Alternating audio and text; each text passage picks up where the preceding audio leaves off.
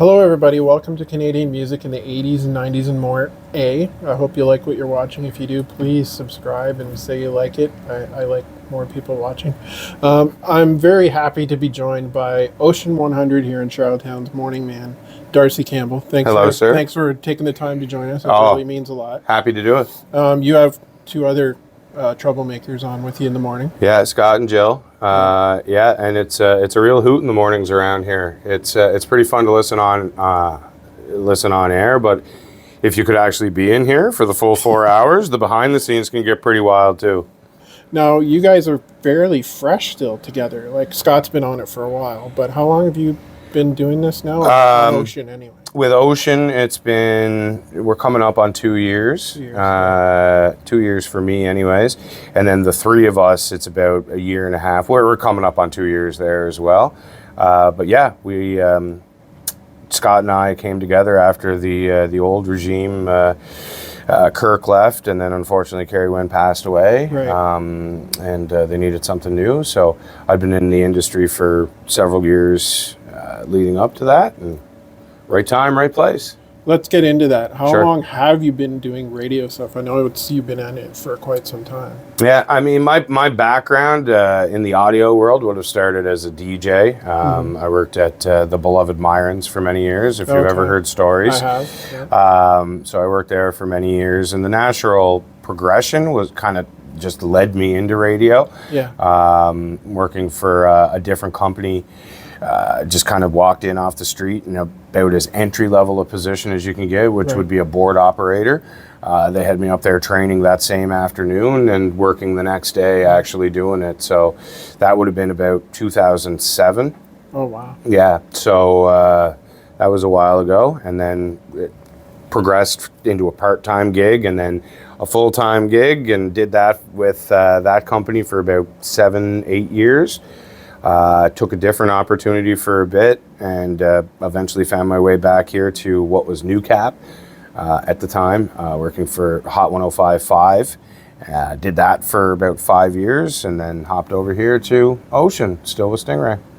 So that's quite a lengthy career doing this now. And the thing about radio is that there's a lot of different aspects to it too, right? So there's times that I would have done the actual hosting, but also wearing the production hat, also wearing the promotions hat, a little bit of sales from time to time too. Yeah. Writing scripts, it's an industry that really affords you a chance to use all of your skill sets.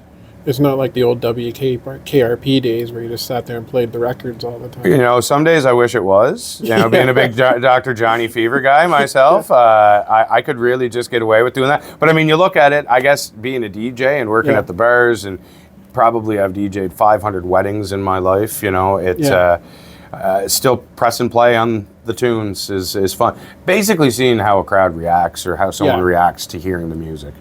And now, I will ask most people from radio this. I asked Stu Jeffries, but he's been in it for a really long time. What are the biggest changes since you started up until now? Like technically, or just like the way things operate, that kind of thing. Yeah, I mean, I think that a lot of like a person like Stu Jeffries would be able to talk about the older days with carts and using reel to reel and stuff like that. But that was all pretty much gone by the time I came on the scene. So it's been similar in nature since I started. Technically, let's say that we'll start there. The technology, it's gotten better, right? But it's really at the core. We've been playing WAV files, off of a computer now for decades. Yeah. And that's kind of how it's always been. Obviously, there's been different ways. We're more streamlined now, I think. Right. Yeah. That would probably be the biggest thing. Like COVID, to me, in this industry, the biggest changes came around COVID. Right. The industry as itself had kind of changed a little bit. People's habits have changed. But really, the big thing that changed is the money coming in. Yeah. Right? Like, when you go through COVID, you lose millions of dollars in national advertising revenue. It can become a situation where you have to change things a little bit in how you're doing, right? So I think that you would look straight across the country, take the past 5 years and say, you know what, things have definitely changed. Things have become a lot more streamlined, but it's also opened a lot of doors and opportunities for the creme de la creme, right? So the people that are the best in this industry are really getting an opportunity to branch out and have their content be heard in different markets across Canada now, right? So, it comes at a cost. I find that there aren't as many entry-level positions anymore for people looking to kind of cut their teeth, like you started. Exactly, right? Like, it's very rare that you get someone that will come to your door with a resume saying, hey, I'm interested in this. What do you have for me? Yeah. It's just a different kind of industry. Now, that's not to say we're not going to take that person under our wing if they're really, if they're passionate about it, and we know that they're passionate about it. There are ways to get into the industry, and we're more than willing to help out. But I would say that, having things streamlined to a point where you have all of your best talent, kind of pulling the heavy load, and everyone else doing all of the supporting things kind of behind the scenes, because there's still a lot of that to do. It works. It's just a different kind of model for radio, but people's listening habits aren't totally different, right? A lot of people, when they get in the car, even though you have every song at your fingertips with Spotify, people still like to gravitate towards the radio for the local banter, the local coverage, right? To find out what's going on. The music obviously is a big part of it too, right? So radio is still every bit as important, and we just had a talk today about it, that we've been part of some pretty cool things. When we mentioned that the Stomp and Tom, when we played Bud the Spud nonstop, because they closed the borders for potato wart, right? When Fiona hit, we were in here pretty much nonstop, providing updates for people without power. There are times when radio still shines, and it becomes, in some ways, the only thing. I mean, you can look at what happened in North Carolina earlier or late last year, right? When they had flooding and the hurricane, and the only way that people were getting messages was through local media and local radio stations, right? So we've survived so many things. Radio has, it's going to be here forever. There's no doubt in my mind. There'll be local radio forever, because there is a way to make it work. Having it be one of those things where it's like the vibrant 50-person workforce that it used to be, those days are probably behind us, though. Because a lot of the people on the air right now aren't here. In Charlottetown. Like you guys are in the morning, and I think your afternoon guys are. Ocean has always been pretty local. And that's kind of been our bread and butter. Having the boots on the ground sort of thing. We now on Hot, we went through years of different hosts, different morning shows, different. There was Hot was kind of the spot where younger people would come to learn about it and then move away, right? Which is somewhat detrimental if you're trying to build consistency and a brand, right? So we really needed to get something solid in there, and this is why we do the morning show, which is Muller Rush, Jenny, and Brady, which is actually based out of Ottawa, the Morning Hot Tub. Oh, really? Okay. So that was kind of like step one of doing that. Okay. And that was my job initially, was being the local, tying it all together. So their content would be content that would be funny to anybody. If you were watching Letterman or watching Letterman, like Seth Meyers or Jimmy Tonight Fallon. Show, whatever it is, right? Like they're doing funny bits that apply to anybody, right? And that's what they're doing there. But if you have a late bus, we have the local host that's going to do it too. We got a newscast. It's presented in a more contemporary way. It's just a completely different product altogether. And even though those people aren't here, we are lucky enough to have one live body in the morning and a live body in the afternoon to host. Which I mean, that's good in comparison to a lot of other markets and a lot of other stations. We have quite a few people still working here and still doing on-air gigs. The other side of that is that we all have additional hats, right? Like we're not. So I do the morning show here, but I also am still the program director on Hot too. Oh, okay. So I'm just making sure that all the logs are looking the way they should. Right. Commercials are playing where they should. Promotions are ready to go. Working with our promotions director, who's also our afternoon host. It's just a different industry. But like I said, the people that are good and really passionate in this industry do well with it, and we all kind of take pride in it. So it kind of all becomes our baby.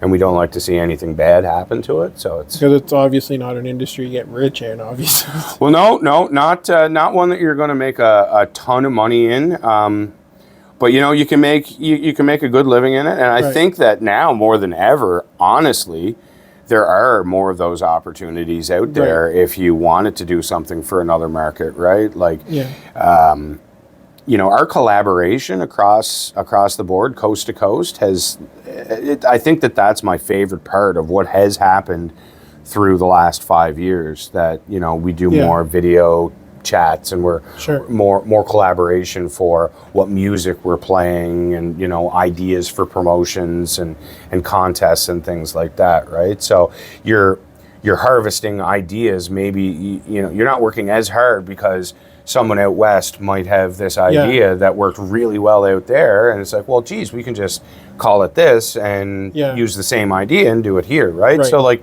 again, through these collaborative ways, we're kind of getting more efficient too, which is great. Like, is the reason you said before about not really getting a lot of people coming in here and handing in a resume and wanting could it have something to do with the technology, like the internet outlier? Like, I mean, I'm on YouTube myself doing something, because a lot of people can do that if they want. Yep. Do whatever they want. I would think that probably has a little something to do with it. For a long time growing up, radio, and I still think it is to certain kids, but like now that there's so many other things out there and available, and the TikTok and the podcast and just all kinds of other things, that I think they're probably more prone to pick it up and try it on their own, and maybe they like it, maybe they don't. Whereas before, you might get a person saying, I think I'd like to do that, and come in and drop off a resume and try it and maybe not like it, maybe it's not their thing, know. So I think that people's interests and where they're kind of honing their craft is maybe a little more spread out now. I think, and it also gives people, you can really zero in on exactly what you like. You know what I mean? Like if I work on a country station, but country's not necessarily my main music or whatever, maybe I don't even like country. You can still work there, you can still make it sound good, you can still know about the product, right? But it's not necessarily that thing that you gravitate towards. Right. But if you go and do it on your own and you do it on TikTok or wherever, you can kind of zero in on exactly what it is you are the most interested in.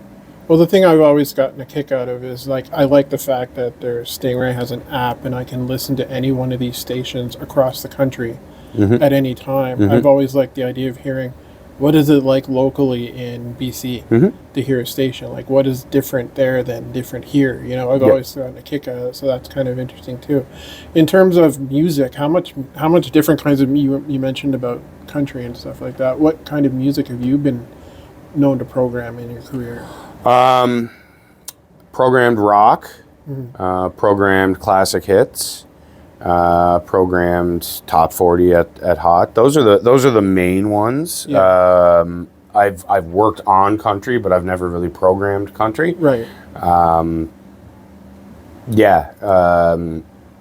And just an overall love of music, like all music. Yeah. Right. So I mean, I could probably handle it, but it's the genre that I'm the least comfortable with. Let's put it that way. The classics and rock and whatnot, I am a lot more. So, like what you're playing on Ocean is that more up? Yeah, it's there might be the odd track on there that kind of goes a little lighter than what I would like, but at the core, if I'm listening to music, I'm usually listening to rock. It's either classic rock or it's something from the 90s. And it's a good mix on Ocean of all Very much so. Of all of that. Yeah, and it's always evolving too, right? Like we're always talking about what songs we're playing. You know, we're always talking about, you know, maybe we should adjust this. You know, maybe because it's like the programming side of things is such a delicate dance to make sure that you're spacing everything out the way that you should with your playlist, so that, you know, every time you're listening, it feels like a new and different experience. You know what I mean? Yeah. Is it harder to get newer music put in? Like you can't really put a record on anymore like it used to. No. I don't see a turntable here. No, there's no turntables anymore. No, that's for sure. I mean, anything's possible. We can put anything on or in or whatever. Right. It just depends on, you know, if we're going to put it into the actual run. Like a prime example would be, I guess about a year ago we had Lenny Gallant on when they released the album with Jimmy Buffett. That had tunes with Lenny on it, and we had Lenny in here, and we put those 2 songs in, and we played them during the morning show, which was pretty cool, I thought. Yeah. So yeah, we can definitely. Yeah. Well, it's great to. I think it's great to see that radio is still here. Where do you see it going into the future? I guess it's a hard question to answer. I mean, it's like I said, it's going to be around. Yeah. There's no doubt in my mind. Like, they have put the final nail in radio's coffin so many times over the years. Yeah. You know, the long play album is going to put us out of business. You know, the invention of Napster and downloading songs is going to put us out of business. You know, Spotify's been around for well over 10 years now. So, you know, like, all these things kind of come and go, but like there's still... It's the easiest maneuver. It's there, right? And whether we have you for 20 minutes or 2 hours, right? You're going to feel a connection. There's a connection there somewhere, and it's the things between the songs that kind of really hammer down the local and the camaraderie, right? Like, we try to build a community is what you do, and the people feel like they're a part of that community. Like, every morning, when we're doing the show in here, I have our text program up. Yeah. And the amount of people that just text to say something they heard on the show, to say hi, to just, you know, start a conversation, you know what I mean, right? A lot of people are playing contests, but a lot of people are just reaching out, right? Sure. So you know that you kind of leave here some days feeling like what you're doing is actually more meaningful than you really give it credit for. It's reaching people. Well, and that's exactly what it's all about. And we hear it. We get the feedback on it, which is just fantastic. It's good to know that people are still out there listening. I guess. My God, yeah. So, like, in that regard, I don't see there being any issue with radio here moving forward. Yeah. I think that there's some things that we can do to help our own cause moving forward. I think that we have been doing that as well. But I think that as long as we continue to be local, like all the small towns need to still have radio stations. Like, I think that they're just an integral part of the fabric of small towns, especially. Right. That they're so important. So yeah. Because it seems like we're losing that a lot lately. It does. You know, there's with streamlining things and, you know, condensing and, you know, newspapers falling by the wayside. Well, you know, and that's just it. And that's another, you know, situation where people's eyes are going elsewhere to find things, right?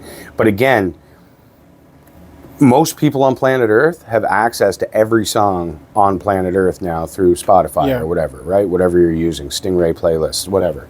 But you still want someone to put that playlist together. Yeah. Right? Like, do you still get requests? Oh, yeah. Does anyone phone in and go, can you play this song? All the time. I had a request this morning for Maggie May.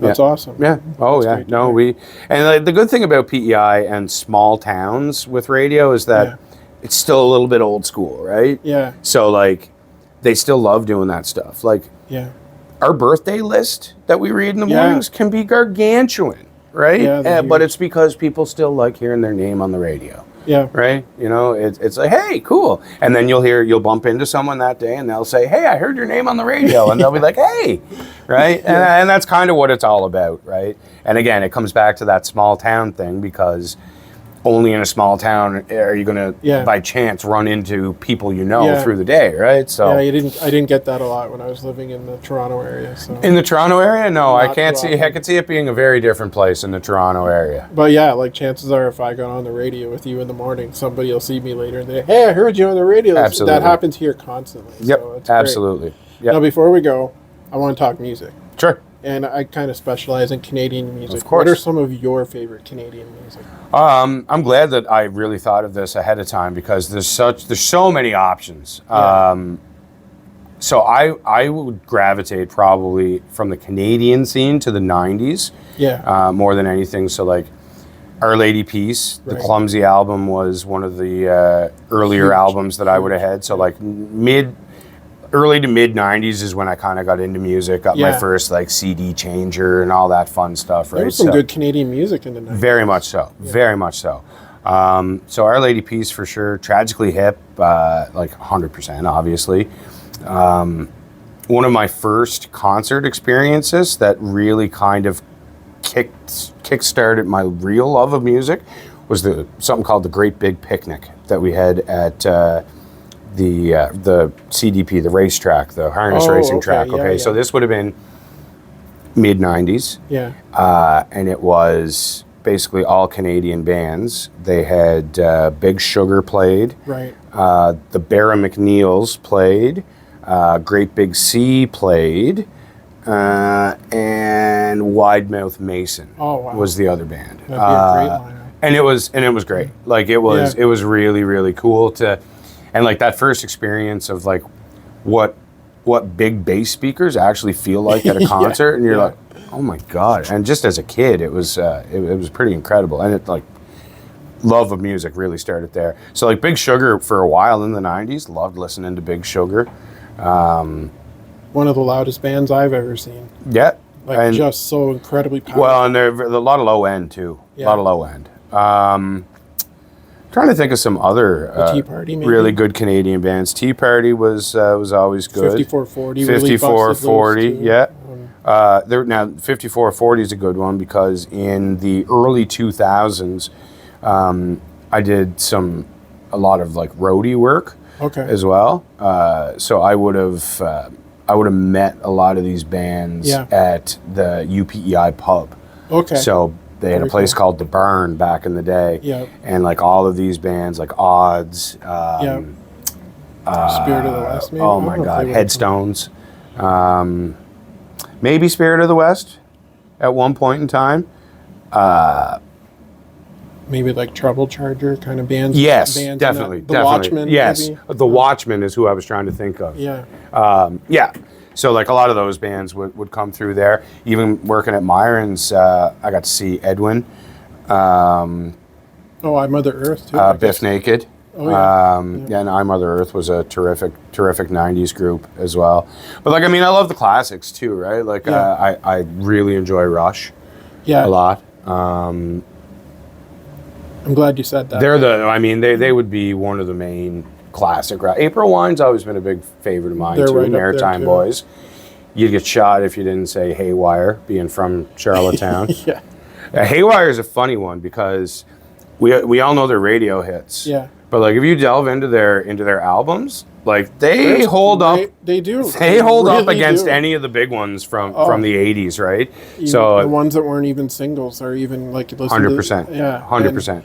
They were just, well, that's the thing I used to love about Much Music back in the day, because they used to play all these Canadian acts in with all the big acts. Mm-hmm. And I thought they were as big as superstars as like Madonna or Springsteen was, or I thought they were as big as Nirvana was. When you saw them mixed in with that, you thought, oh, those guys are superstars. But the music video era is kind of its own very interesting era all in its own, right? It's like, and kids won't really have that. Right? Like there's no, it's just so different now that everything's on demand, right? Like I remember, like I would record the Much Music Countdown on videotape, and then I'd hook my Ghetto Blaster up to it and record the songs off of the videotape of the countdown so I could listen to it in my parents' van. Yeah. Right? Like that's the lengths we used to go to, right? But that's how we got our music.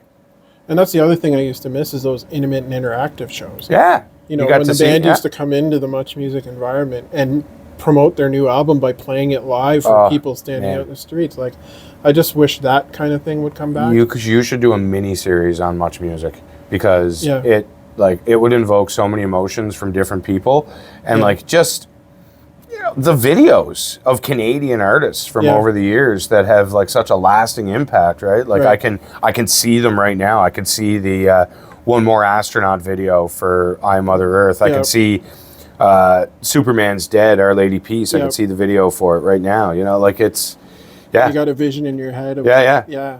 So you keep that in your head because that'd be a good one. I can't thank you enough for joining. We could talk all day. Absolutely, man. We could do it again whenever you want, anytime. Thanks a lot for giving us the time. No problem. Appreciate it. Take care. Thank you.